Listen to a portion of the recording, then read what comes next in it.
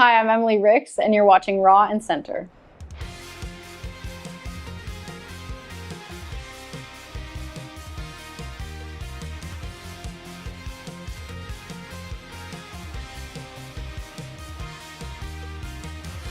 Looks like I got my heart broke again.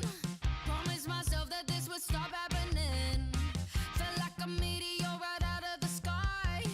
Crashed like an accident on the 405. I love myself a broken man. I try to fix them, then I can't. Tumble into a rabbit hole. I'm Alice inside Wonderland. Face first on the ground, flat on the concrete. Just a sad little girl. All right, everyone. Today we're here with Emily Ricks, who many of you may know as Bonnie from Toy Story 3, and as we know as Emily Ricks, the artist, the music genius, the aficionado. And yeah, we are so happy that you could be here with us today. Oh, thank you for having me. I'm super excited to be here. We appreciate your time. We value your time that you came out and saw us. And the thing for me is like, how did this all happen? Like, I know you guys have a story, and it's so cool knowing it. I think, I feel like I had Call It Falling play on your TikTok live stream maybe a year ago. It was a while ago, but that's how we got connected. Yeah, I remember that track. I absolutely loved it. It was hard. It was aggressive. And I remember you also mentioning I voiced Bonnie in Toy Story 3. I had some skepticism expressed because it's, you know, the internet. There's a lot of fake people on TikTok. I totally get it. And I just so happened to also be wearing a Pizza Planet t-shirt. I remember that. And I have the same t-shirt. No way, I have really? the exact same t-shirt. That is so cool. Great. I love Pizza Planet. A quick question for that. Like, do you get bothered that people just associate you with Toy Story 3? Or is it like something that you're proud of? I'm so thankful and blessed to have been a part of the Toy Story franchise, and I'm just very, very grateful. It's a little crazy that something I did when I was like 8-10 years old has followed me like for this long, but I'm nothing but grateful, and it makes me so happy that people connect to a character I did so long ago. And this guy's such a huge fan that you have no idea. So I'm thinking that he's gonna want to get your autograph. Oh, I don't know if it's worth anything, but I'm happy to give it. Yeah. No, yeah, absolutely. I'm a huge fan specifically of like Buzz Lightyear, but I've been following the franchise forever. I cried in Toy Story 3, Toy Story 4. I'm excited for hopefully Toy Story 5. I saw the teaser, but yeah, it was just amazing how everything lined up. And then I continued to look further into your discography, and I was like, "Oh my gosh, yeah, she makes music. I do make music." Yeah, and we wanted to ask, how did you and music? When did that intersection occur, and how did that flourish? I've always been like addicted to music, but I feel like I didn't become obsessed with it maybe until I was about like maybe 12, 13. I lost my dad very suddenly when I was 12 years old, and music kind of became like where I put all my emotions, whether it was listening to music or making music on my piano. I just was always obsessed with music, and it was always like where I'd go to escape or to feel deeply, feel comforted. So I guess like I was pretty young when I kind of like took interest. I first started playing the drums. That was like my first instrument, and I think I was 11 when I started, and that kind of made me think more about being in the industry, but I was still really young and I was mainly focused on acting. And then it wasn't until I was about maybe like 17, 18 that I really started taking songwriting seriously, and I learned guitar, still played piano, and just started writing songs and started taking it really seriously around 18, 19 probably. And we know that you're so busy with so many projects you have. We know that. And just from when you were young, obviously when you're young, you don't really have to do anything because, you're supported by the people who love you. And then when you get older, you're like, oh crap, I got to pay bills. Yeah, I gotta make rent. So I know that became like something more like I want to pursue this. What kind of like pushed you into be like, I want to pursue this more? I did a film called Beautifully Broken, and I got a chance to sing the theme song just like as an opportunity, and that kind of made me like that opened my eyes a bit to taking it more seriously. And then I connected with a producer who produces all my music. His name is Brad, and he really helped me formulate a vision to pursue music full time and really become an artist. So I guess it was a combination of acting experiences and connecting with the right people that made me realize, like, oh, this could be more than a hobby and potentially be like something I put my whole heart and soul into.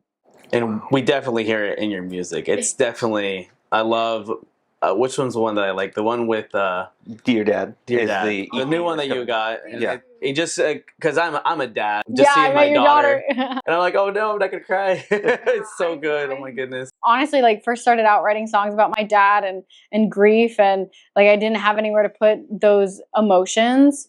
And so songwriting became that outlet, and I've written a lot of songs about that, and it's just very therapeutic for me. And everybody grieves somebody at some point, so I've found that like a lot of people connect with that theme.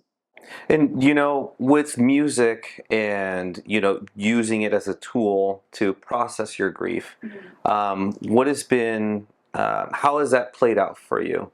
Has it led to a more like rediscovery of self, a journey of healing? Lots of healing. I think music has shown me that even like the darkest things that happen can be turned into something beautiful, and there's always a silver lining, and there's always something spiritually meaningful to be derived from even like really, really bad things. So lots of healing. Um, yeah, I think it's just like taught me a lot about that there is always something good even in the bad. And it's helped me view it with more levity and also connect with others who have maybe gone through something similar. And that's always healing to realize you're not alone. So yeah, lots of healing. And we know that that takes a lot of time and work.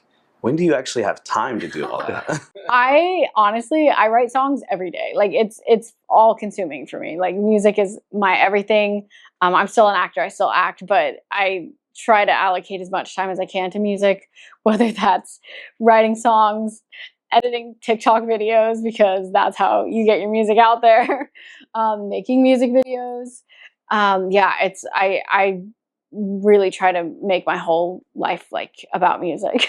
I love that. That's beautiful. And we also wanted, like, I wanted to know what do you want people to take away from your music when they hear your song "Call It Falling" or "Poor Rich Girl" after they've heard these? Like, what do you want them to walk away with? Well, "Call It Falling" is about a breakup I went through in a relationship that was really, really bad.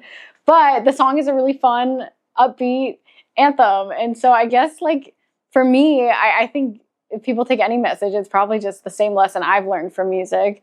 And that's that anything that's happened to you that's bad or dark or felt icky can become something beautiful. It can become art. So, I mean, that's what music's taught me, and probably just what I'd want other people to take from it.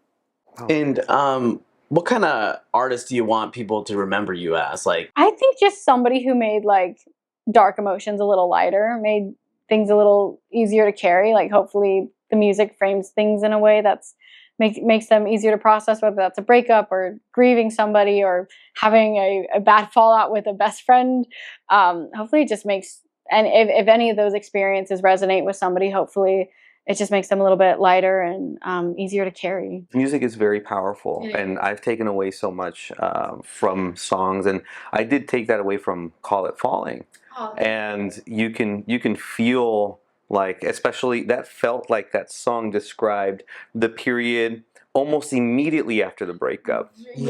Before the tears come in, it's more like You're just crying on the floor. I mean, it's just supposed to be like a anthem about how it feels when you're going through a breakup. You feel like your whole world's falling apart. You're crying. You're out of control. Like, yeah, that's what it's about, falling apart. With your creative process, how do you begin? Do you start off with like the music? Is there a lyric? How does that? It depends on the song. So usually I'll sit down at my piano or guitar. Sometimes I'll have an idea or a feeling that I'm bringing into it, but sometimes I just like find it along the way. I'll come up with like a cool melody or riff on either instrument, and then that will trigger some nugget of inspiration and I will make a song off of that. Sometimes I have more of like a vision, like, oh, this is about this subject and I want it to have this kind of sound. But a lot of times it's just like me. I have horrible ADHD, so it's usually just me sitting down and like stirring through my thoughts, and somehow it finds itself. I don't know how. It's kind of like a process that's even a little bit mysterious to me. Does it like help you like kind of like see things differently? Oh yeah, all the time. I think anytime I've been able to make a piece of music about something I've gone through, it's made whatever experience I'm writing about lighter, clearer.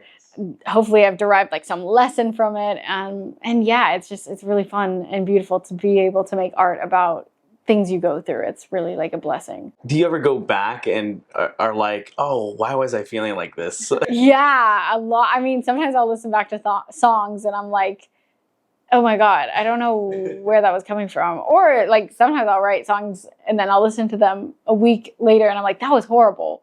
Like that's not going anywhere. So yeah, I think like being a songwriter, the reflective process is very important. It helps you distill like what was actually reasonable or good, and then what was maybe just like, I don't know, very random. And does that impact you personally at all? Like when you're like, oh, you know, this wasn't that great, or does it, you get frustrated? You're like, it's been a month, I haven't written a song or something like that. I write so much. I've learned to just like discard whatever I don't want to move forward with. You have to. I feel like when you are an artist, you have to be a bit brutal with yourself and be honest. And like, if something is just not good, it's got to go. So move on to the next idea. But I write so much. It's not easy. There's a lot that can be discarded and there's still a lot left over. So I've gotten used to like just kicking aside the work I don't think is good enough to be presented. Learning that to, you know, discard what needs to be discarded, because I know a lot of us, we can want to hold on to this one line, this paragraph so much, and because we're emotionally attached to it. Have you found that to translate into your personal life as well, with like other, even whether it's a business side of your life, your personal emotional side of your life? I think I sometimes discarding something, like anytime you're writing about something, it feels precious in the moment, and you have to at some point become objective and be like, well, is this something that is actually a good song? Sometimes I'll be sad, like I'm like, man, that's not as good as I thought it was, but I don't know, it's just part of the process. And yeah, usually I'm pretty secretive about writing, and I don't show songs. And my aunt is here, and I don't show her songs until they're in a much finished process, like sometimes a year after it's been written. So usually I'm like a little bit distanced from the initial writing phase of it. And I'm curious really quick, do you like write it on paper, or do you just grab anything you can? And I think the notes app in my iPhone hates to see me coming. I have like 5,000 notes. I'm not lying. It's really bad. Wow. So I don't use paper. I'm not a tree killer, but it's okay if you do use paper. I just put it in my notes app, and yeah, I don't know if I've ever actually written down a lyric, but use the notes app quite a bit, and my voice memos a lot. I don't even know how many voice memos I have. Something crazy, like 10,000. Out of all those voice memos and notes, what has been, it's going to be hard to pick, I think. What has been your favorite one to like compose and write? Probably the stuff I've been writing now. I'm getting ready to release an EP called Dear Dad. And it's all the songs about my dad and growing up with him, without him, and processing grief at a young age. And I think those are like my favorite songs I've ever written. I'm so excited to put them out. And I really love listening back to those voice memos and like the inception phase of each song. So I think those are probably my favorite. I'm still stuck on the 5,000 plus notes. I can give you an exact number. Let's see. You got to have like a terabyte on that phone. It's crazy. Let's look. Maybe I'm...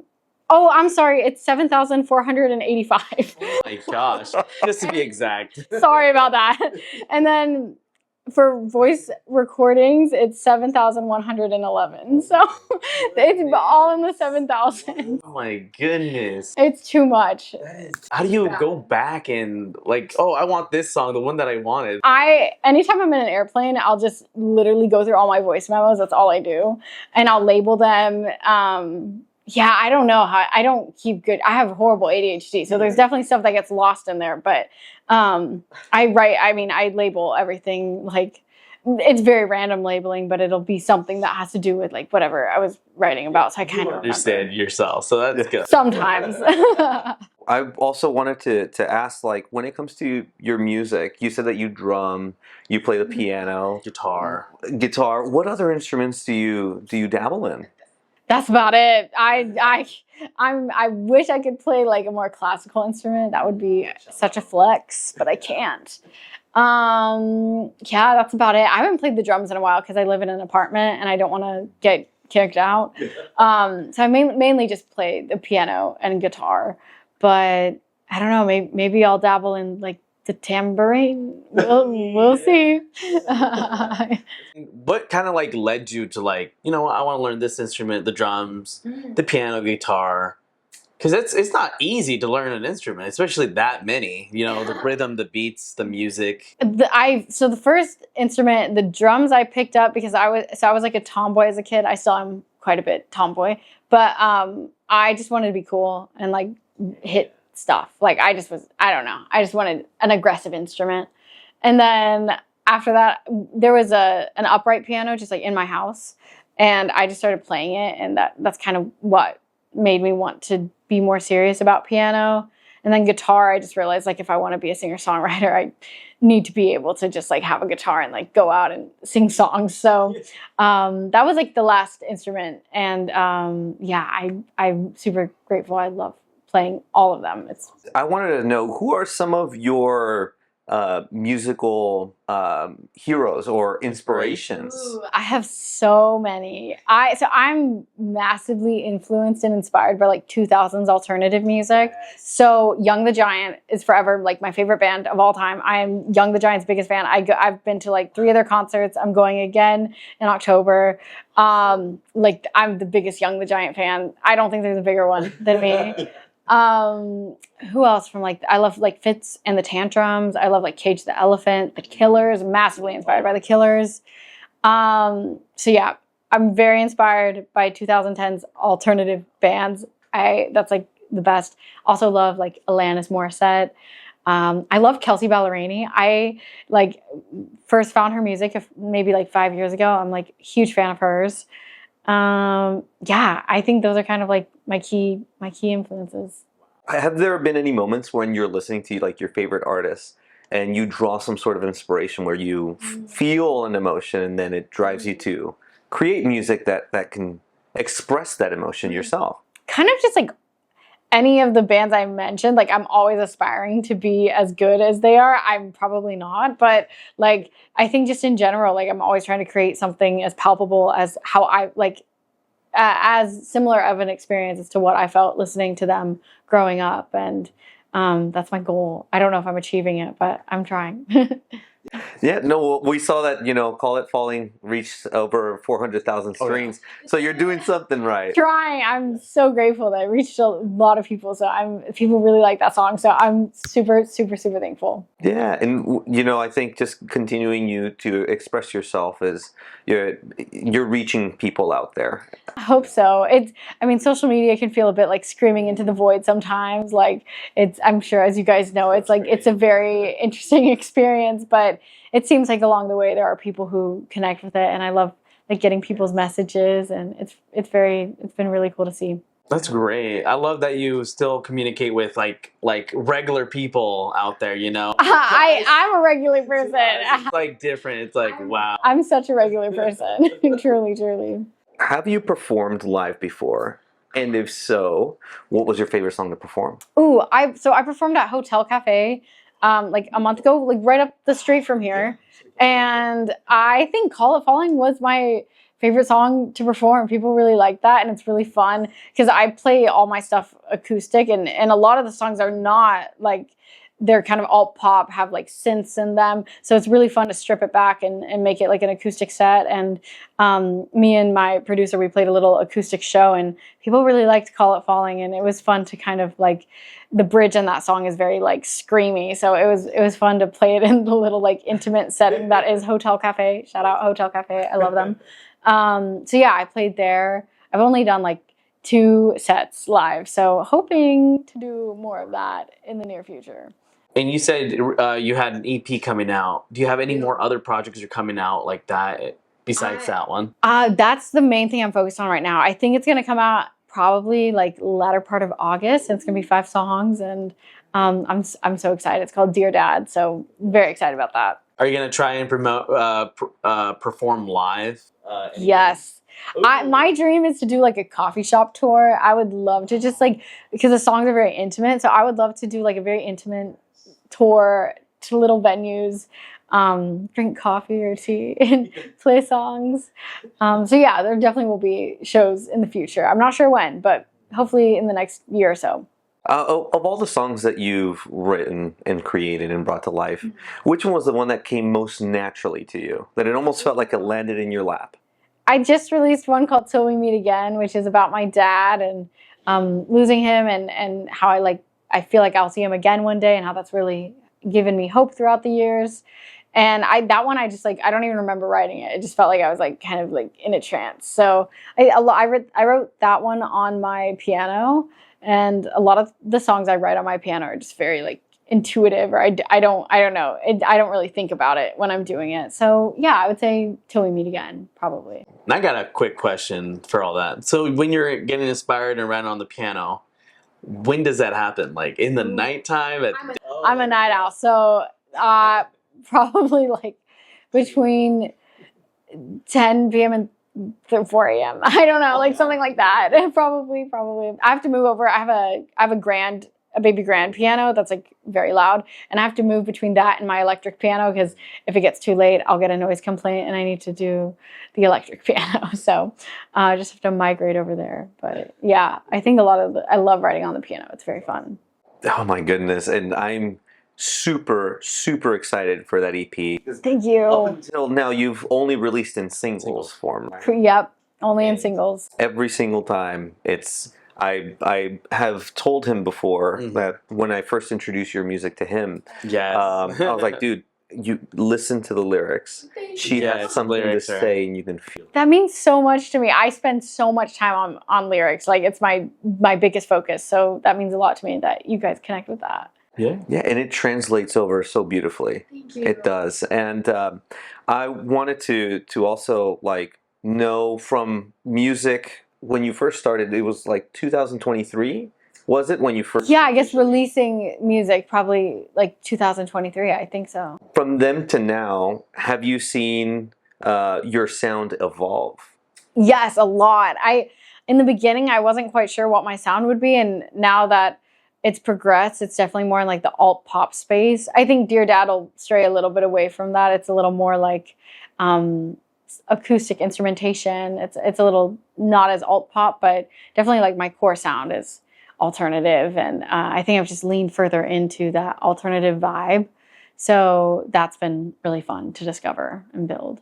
Oh, man. And is that your favorite genre to play, or is it like something like, oh, let me try it? Or it's my favorite. I mean, like I said, I was such a huge fan of the 2010s alternative scene, and so I really just like, that's what the vibe I love to tap into, because I'm just personally such a fan.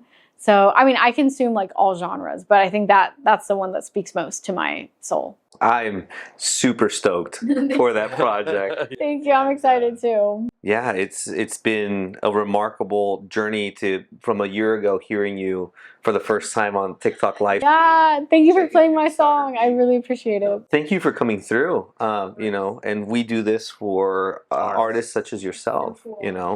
And we just hope we continue to bring and shed light on artists like you who have something to say, who pour their mind, heart, and soul into music. They want to make an impact on everyone who listens to it. I love meeting other artists and people who share our stories. So meaningful. So thank you for doing that.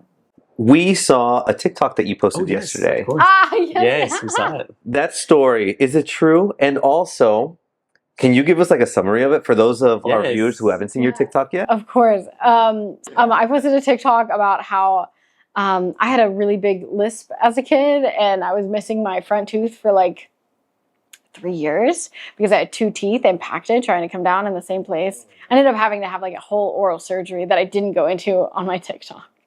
But yeah, I had a lot of teeth issues when I was like 8 years old, and really was like, oh my God, it was such, I was starting to get into acting, and like it was just a big problem because I had a missing front tooth, and I was kind of told like, oh, you can't be looking like that for on camera work. You have a big gap in your teeth and you look like a gremlin. And I had like a fake tooth I would put in. So it was a massive problem. I had a lisp, and I was not proud of that. And it was definitely like an insecurity of mine. And then I ended up getting my first audition, and it was a voiceover audition. And I had a big lisp. I like didn't know if I would get it or anything. I didn't know anything. I didn't know what it was about.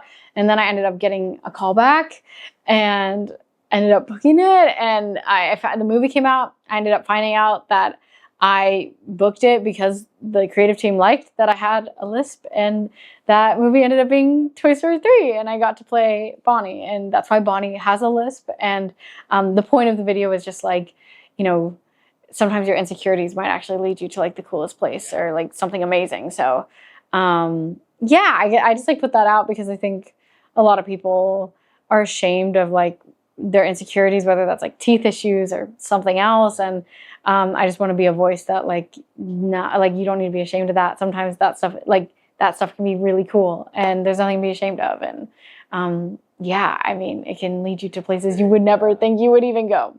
And was there other things that kind of like made you insecure besides your lips, like growing up or anything like that?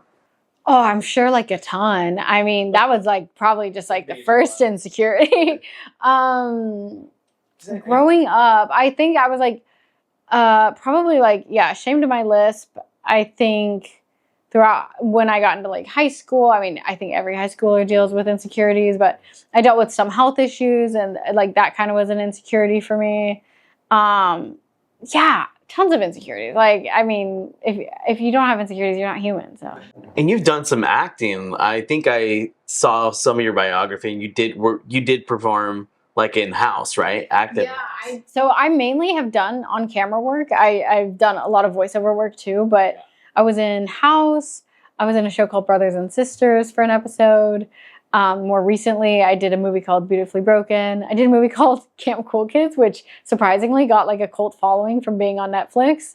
So a lot of people ended up being fans of that, and they're all like on-camera theatrical releases. And more recently, I got to do a voice in Pixar's new TV show called Win or Lose. So that was a more recent voiceover job I did. Yeah, I've been super lucky and have gotten to do really, really cool projects. With acting and with music, do you have any sort of like pre-show, pre-audition rituals that you have that you're just like, this is what I do? Like, I eat a peanut butter sandwich without the crust. I do Legos. Now all the auditions they're all self-taped. So I guess my only ritual is like to get out of my pajamas and put on like real clothes. But I don't have any rituals yet. For music, I guess just like tell myself some positive things. I drink some water. I don't know. I don't have any like crazy rituals. When you're acting and when you're doing music, what do you do for fun besides, work? I love food. So I'm always like down to go on a food adventure, find new places to eat. I surf. I'm a surfer. I love like anything in the ocean. I'm there. Boogie boarding, surfing, swimming. I'm there. I love yoga. I'm like big into yoga. Just started getting into hot Pilates, which borderline almost kills me every time, but I like it. A sweat, that's for sure. My goodness. Other things for fun. I love traveling when I get the opportunity to. Me and my aunt, we went on a cruise to Alaska, and it was really fun. So I love traveling and taking cool trips. I'm down for anything fun, but those are kind of like things I I naturally do. And you mentioned that you went to Nebraska, where we are located. And how was that? It was good. It was on a road trip, and we went through it, and I was like, wow, Nebraska's like pretty. And so like that whole area is beautiful. And yeah, I love Nebraska. It was super cool. What is one fun fact that many people may not know about you? Maybe even a secret? A secret? Oh my God, I don't have something fun? I have like, okay, I guess tying it to the acting thing, like a project a lot of people don't know that I did. I don't know if this is fun, but in Nightmare on Elm Street, the 2010 film, I did the voice of the kids, or I was one of the voices who did 1, 2, Freddy's coming for you. Wow. Like I said, that's not a fun secret, but that is kind of... Your voice was the one giving me nightmares. Exactly. So yeah. Watching those, I'm like, because I get you scared. I love horror movies, so I guess that's like a fun fact. I'm horror movie fanatic. Like, I really want to be cast in one. I've never done a horror movie, except Nightmare on Elm Street, but I would love to do like be in a horror movie. What's your favorite horror movie that you like, that you've seen? Oh my God. I have so many. I loved Barbarian more recently. I loved Get Out. I'm thinking of like recent ones. I need to see the 28 Days Later, the new one. I need to see that. The Descent. The Descent. If you've seen it, it's one of my favorite horror movies of all time. It's so good. Very, very good. So yeah, horror movies. What draws you to go see that? I'm evil. No, I'm just kidding. I'm just kidding. No, I think like I just love the storytelling. I love that it's got a lot of like freedom that a lot of genres don't have, and I love when horror is used to convey an actually like a meaningful message. I love Jordan Peele's work. I think he carries a lot of depth within the genre, and I think that's really cool.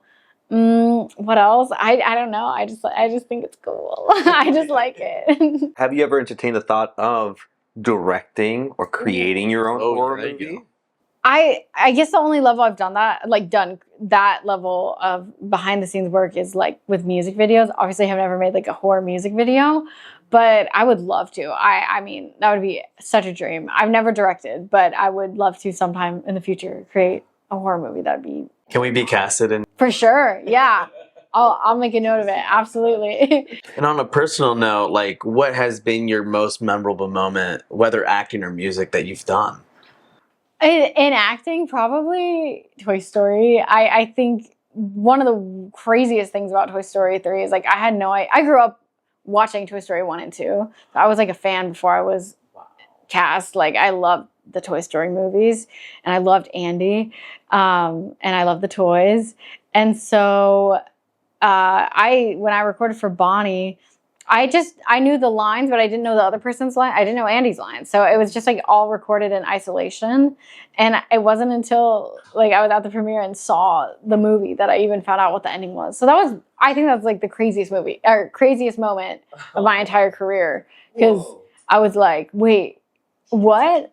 I had no idea. I had no idea my character got the toys. I had no idea the ending. I was just as shocked as everybody else. And, I was like, I grew up with Andy. I mean, I was also watching it kind of as a young fan. I was like, what?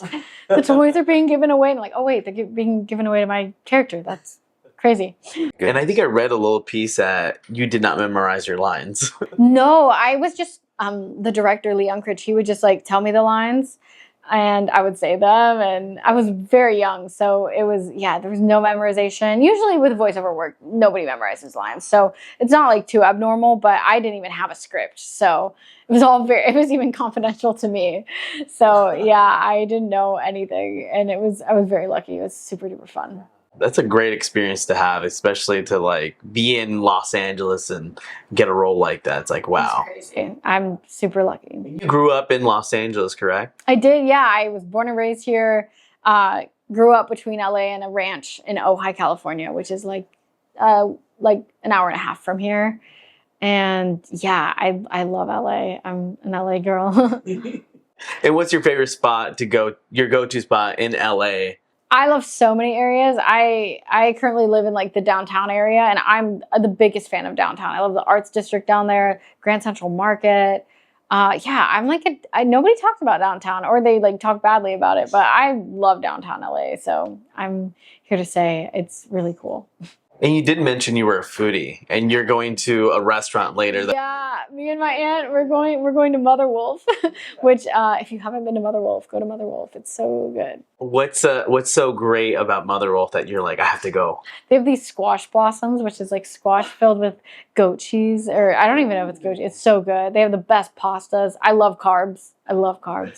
And yeah, the pasta is so good. So when it came to surfing, I've been too scared to even try to surf. Really? You should try. It's easier than it looks, or is it kind of like skateboarding? Initially, surfing is hard. I'm not even. I wouldn't say I'm great at it.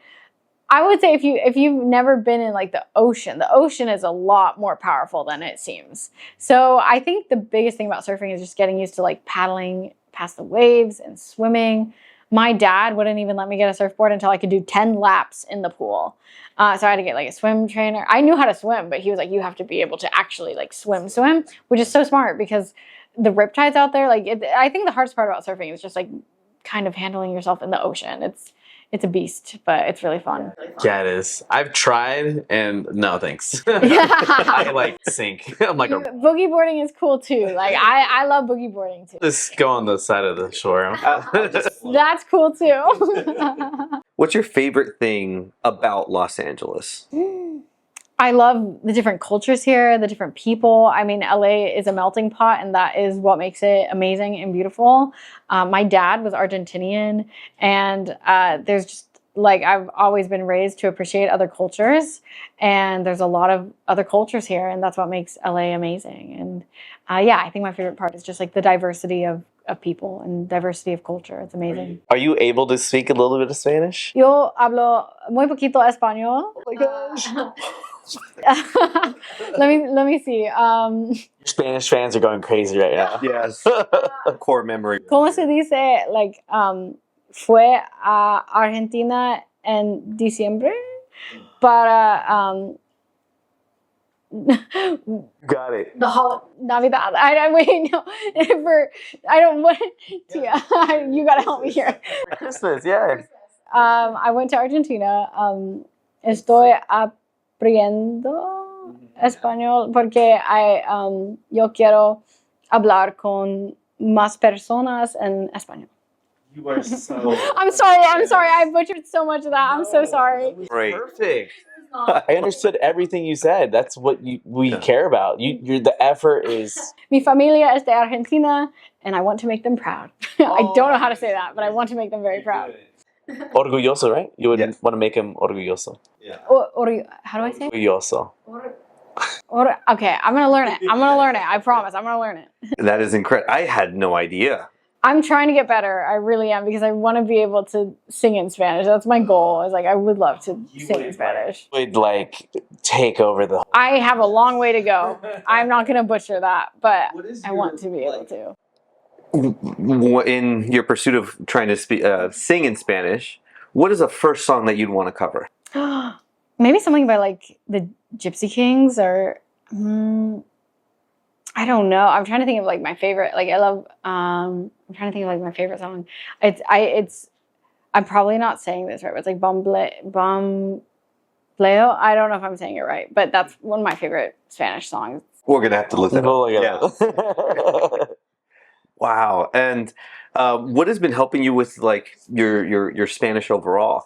My family, and they've been helping me. When I went to Argentina, they helped me learn and kind of refine my language skills. I'm a little rusty right now, and I have a long way to go, but they help me a lot. And I've been trying to like consume more Spanish media and Argentinian media, so hopefully I get better through doing that.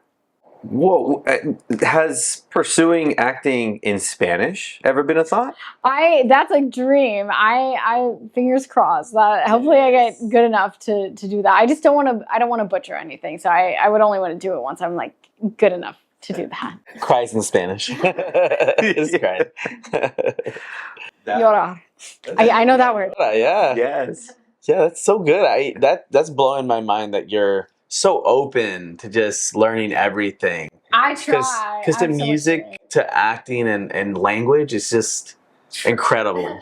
Trying to. I want to be able to speak better with my family. I mean, they all speak 3 languages. They speak English, and I always feel like they accommodate me in so many ways, and I want to be able to like speak the language very well. So hopefully I get good enough. Maybe in the future, would you ever entertain the idea of like writing your own Spanish song? Or song in Spanish? I would try. I mean, we have a long way to go before we ChatGPT. So excited right now. A long way to go, but I would love to do that. That would be very amazing. And what is one thing that keeps you motivated in pursuing all of these things? Oh, I'm like I said, horrible ADHD. I need a million things going on at once. But I'm also just like very passionate about anything I do put my mind to. Like I genuinely want to be doing, and done acting for so long. I just want to keep doing it and get better at it. And same with music, and same with learning Spanish. I just really want to get better at it. But I have a long way to go. I'm so mind blown right now. We're shocked. I mean, Yeah. the Spanish thing threw me off. Yes. Oh, really? Yes. I mean, I wasn't even good. That was not good. That was, to us, I think that was the effort. The like, effort? like I said, Okay. the effort, just you even liking to try and do it is so much. It means so much to like the Spanish community. Oh, that means a lot. I mean, it's just like I respect Spanish culture so much, and obviously like my family being from Argentina, like I was so lucky to get to go down there for Christmas, and I love Latin cultures, Argentinian culture. It's amazing. What's your favorite food that you would eat? Empanadas, miga sandwiches, what else? Like churrasco. What else do I eat? Like in Argentina, like the meat is just so good. The empanadas are so good. So. Now I'm getting hungry. I know, I am too. I am too. Again, the Spanish, because we did the best research that we could do. Nothing pops up. I don't think any. Yeah, I don't. I'm not gonna. I wouldn't like. Yeah, I won't broadcast that until I feel confident enough in my abilities. But I'm very proud to be Argentinian and have family in Argentina, and I always try to like make that known because my dad was Argentinian and he was an immigrant when he moved here when he was 16 and with like nothing. So it's a big part of my lineage and story. So it's important. Let me see. What's your favorite drink? Ooh, favorite drink. Okay, like my favorite coffee is like an Earl Grey latte. That's my favorite drink. I'm trying to think like I love like going to a restaurant and getting like a weird drink. Are we alcoholic, non-alcoholic? Like we're talking alcoholic espresso martini.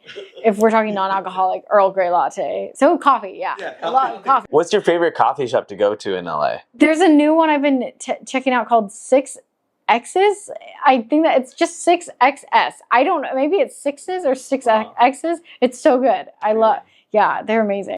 Because I love coffee. I grew up like coffee like crazy. Like my mom at 5 years old would give me coffee. So good. I love it. Me and my aunt, we both love coffee. And in Argentina, do they like how do they make their coffee? Do they make it the same as Latin America or? I know when I was down there, like they love putting dulce de leche and like. They like the good stuff. I'm not sure exactly how they make coffee, but it tastes better. I know that it tastes better. Like there's always cafes and cafe culture down there. It's just. Do you have any pets that you don't? But I want one so bad. We were literally on the way here. We were like sitting in the lobby of my building, and there was this dog, and I was like, I have to get a dog. What dog would you get? A shelter dog. I don't care. I don't care what breed it is. I'm like I just want the right whatever dog I'm meant to have. That's the dog I want. But rescue for sure. And before we let you go, for the person that's out there that may want to dabble into music or has lyrics written on a notepad or in the Notes app that haven't seen the light of day or haven't seen another pair of eyes outside of themselves, what would you say to them if they feel that little bit of a nudge but are unsure? I mean, I started writing songs when I was 13, didn't release my first song until I was 23. So like, don't be afraid to do it in silence, and then like, don't let that discourage you from releasing it. And you know, you might end up releasing stuff like later down the line. And music is for everybody. Like, there's nobody who can't do it. I sucked at first, objectively so, like, it was so bad. Don't let, there's so much journey to be had. So go on that journey, like, take the risk. It's totally worth it. And don't be afraid of failing. It's, like, just beautiful to make music. Oh, just beautiful. Beautifully said. Couldn't be said any better. I'm trying not to cry. He's a crier. I am too. I really am. I just have mascara on, so I have to keep it together.